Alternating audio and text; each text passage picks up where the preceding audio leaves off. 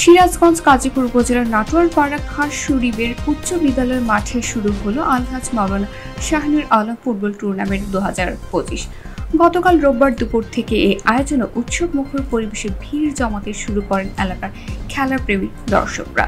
উক্ত ফুটবল টুর্নামেন্টের উদ্বোধনী ম্যাচে প্রধান অতিথি হিসেবে উপস্থিত ছিলেন বাংলার জামায়াতে ইসলামী কেন্দ্রীয় মজলিসের শুরার অন্যতম সদস্য, সিরাজগঞ্জ জেলার শাখার সমন্বিত আমির সিরাজগঞ্জ 1 আসনে জামায়াতে ইসলামীর মনোনীত এমপি পদপ্রার্থী আলহাজ মাওলানা শাহিনুর আলম।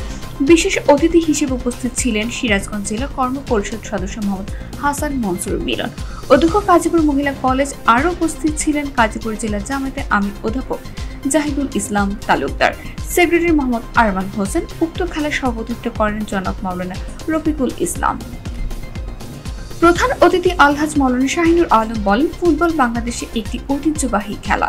এই ধরনের টুর্নামেন্ট আয়োজনের মাধ্যমে তরুণ প্রজন্ম মাদক থেকে দূরে থাকবে এবং সমাজে গড়ে উঠবে সুস্থ ও সুন্দর পরিবেশ।